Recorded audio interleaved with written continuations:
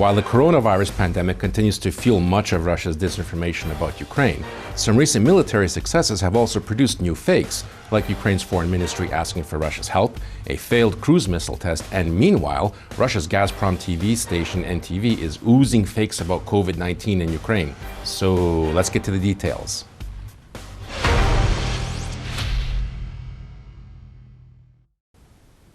The Kremlin's disinformation media were spreading stories last week claiming that Ukraine's foreign ministry had asked Russia to help the people living in annexed and occupied Crimea and the occupied eastern Donbas territories with battling the coronavirus pandemic.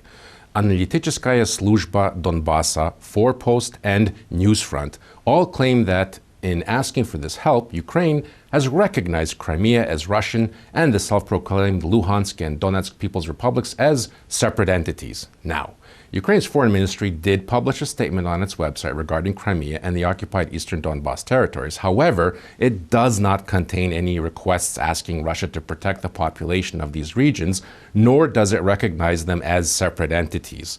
The statement reminds Russia that as the occupying power, it must protect the life and health of the people in these areas of Ukraine amidst the COVID-19 pandemic.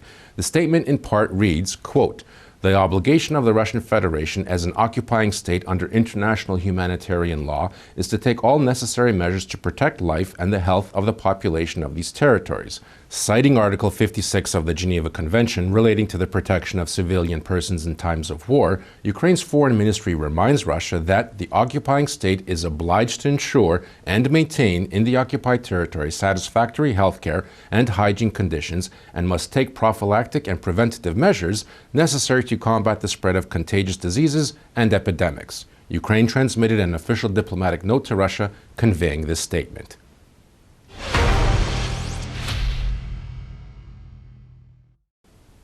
Recently, Russian state-owned Gazprom media TV channel NTV devoted a segment to the coronavirus pandemic in Ukraine, featuring the best practices of Kremlin propaganda. A program called The House is Burning from All Sides, How COVID-19 is Affecting Ukraine, aired on April the 19th, and it did not disappoint in its outrageous claims. For example, in Ukraine, everything is controlled by the International Monetary Fund, and Ukraine is forced to accept any and all IMF terms. The country's one canonical church is under constant attack, while the Ukrainian military never stop attacking the civilian Donbas population.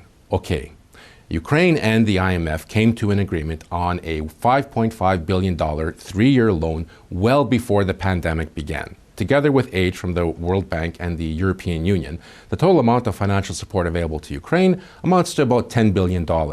According to Ukrainian President Volodymyr Zelensky, Ukraine must fulfill two conditions in order to receive the aid: pass the land reform law and the law on banks and banking activity.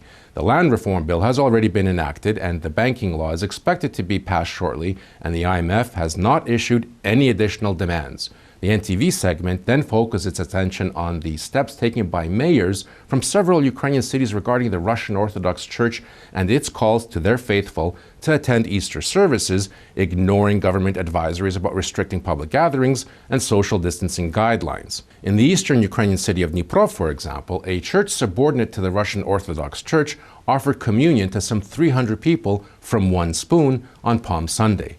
A pit was dug in front of one church to prevent parishioners from entering, but generally, local authorities did not resort to such radical measures. Overall, Ukrainian police recorded 19 cases of non-compliance with coronavirus guidelines during the Easter holiday. Ukrainian authorities appealed to all faiths to adhere to the rules of self-isolation and social distancing in order to prevent new cases of COVID-19 infection. NTV claims that Ukraine's military is taking advantage of the world's preoccupation with the coronavirus to attack civilians in eastern Donbas in an effort to reclaim areas part of the buffer zone. But according to the OSCE Special Monitoring Mission daily reports, the number of ceasefire violations and explosions has decreased by 23% and 50% respectively compared with the previous two-week period. The mission also reported 3 civilian casualties, 1 dead and 2 wounded. The OSCE also noted in its monitoring report that members of the so-called Donetsk and Luhansk People's Republics restricted the OSCE patrol's freedom of movement more than 38 times, while the Ukrainian army restricted their movement once. The Kremlin disinformation website Tsargrad announced in early April that Ukraine's Neptune cruise missile had proven to be a complete failure during its test launch. It had lost control, turned 180 degrees, and only through sheer luck self-destructed. Federalnoye Agentstvo Novosti, also known as RIA News, declared that Ukraine had nothing to do with the research and development of the missile, and the entire Neptune program was a Russian project, while Izvestia announced that this type of cruise missile did not pose any serious danger at all. Now, the Kremlin first unleashed its disinformation campaign against Ukraine's arms industry way back in 2014 and 2015, when Ukraine began modernizing its defense capability. While the Neptune cruise missile was being developed and tested, Russian propaganda persistently claimed that Ukraine was incapable of developing and producing a new weapon.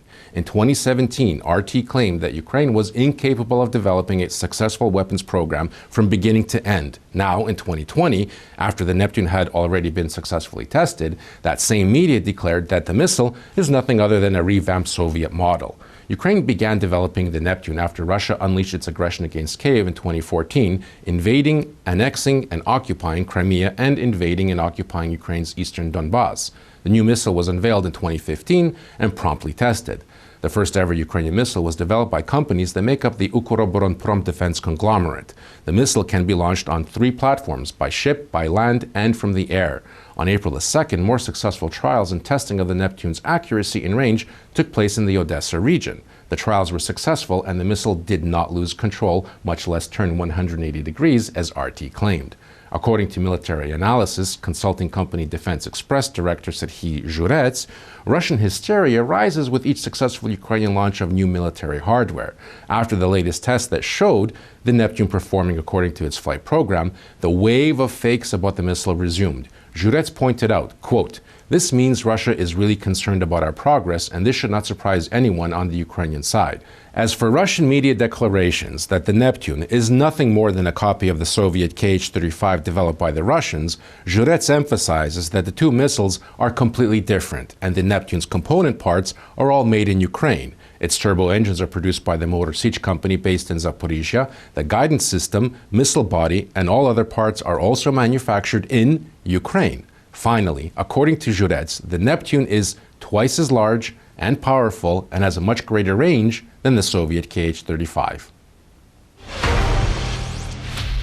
That's it for this week. You can find much more dissected disinformation on our website, StopFake.org. Remember, look out for fakes and don't listen to Russian disinformation, because washing your hands and social distancing will in fact protect you from the coronavirus. And as always, if you spot any disinformation about Ukraine, forward it to us for a truth autopsy. I'm Marko Suprun, and this is StopFake. Thanks for watching.